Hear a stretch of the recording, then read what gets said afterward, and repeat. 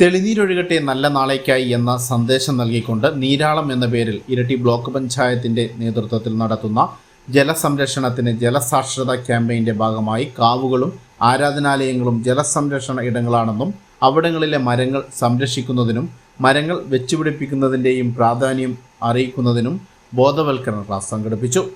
Block panchayat president M V Sarala ഉദ്ഘാടനം ചെയ്തു.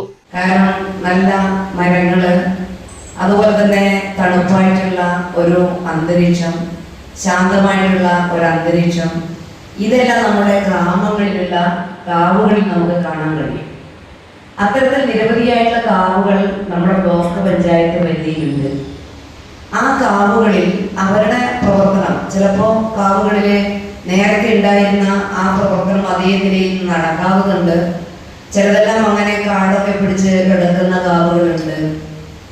ചില ചില കാവുകളിലെല്ലാം നല്ല മനോഹരമായിട്ടുള്ള കുളങ്ങളുണ്ട്. ആ കുളമാണെങ്കിൽ വർഷങ്ങളായി അതിനു വേണ്ടി ഒന്നും ചെയ്യാൻ സാധിക്കാത്ത രീതിയിൽ അതങ്ങനെ ഉപയോഗശൂന്യമായ രീതിയിലേക്ക് ചില കുളങ്ങൾ നമുക്ക് കാണാൻ കഴിയും. ഇതെല്ലാം വെച്ചുകൊണ്ടാണ് നമ്മുടെ കാവുകളെ സജീവപ്പെടുത്തുക എന്ന് പറഞ്ഞാൽ, അവിടെ നേരത്തെ വൃക്ഷങ്ങളെല്ലാം ഉണ്ടായിരുന്നെങ്കിൽ അതെല്ലാം ഇപ്പോൾ ഇല്ലാത്ത ഒരു നിലയിലേക്ക് പോകുമ്പോൾ അവിടെയെല്ലാം നമുക്ക് നല്ലപോലെ വൃക്ഷങ്ങൾ വെച്ച് പിടിപ്പിക്കാൻ, അതുപോലെ തന്നെ കുളങ്ങള്, അതുപോലെയുള്ള കിണറുകൾ, ഇതെല്ലാം കാവുകളിൽ നമുക്ക് കാണാൻ പറ്റും.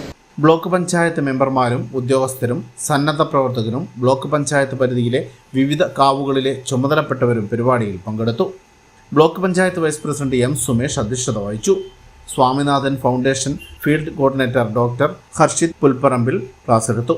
ബ്ലോക്ക് പഞ്ചായത്ത് സ്ഥിരം സമിതി അധ്യക്ഷന്മാരായ C Shaima, P D Maneesha, block panchayat അംഗങ്ങളായ K Velayudhan, Ajiyan Payam, Shiji Naduparambil, Manojam Kandathal, N K Anitha, Margaret T P, ജൈവ വൈവിധ്യ ബോർഡ് ജില്ലാ കോർഡിനേറ്റർ അക്ഷര മധു, ഹരിത കേരള മിഷൻ മുൻ ജില്ലാ coordinator E K Somasekharan, Haritha Kerala mission Iritty block coordinator Jayaprakash Panthakka, block secretary M Ponnappan, GEO P K Ajesh എന്നിവർ സംസാരിച്ചു.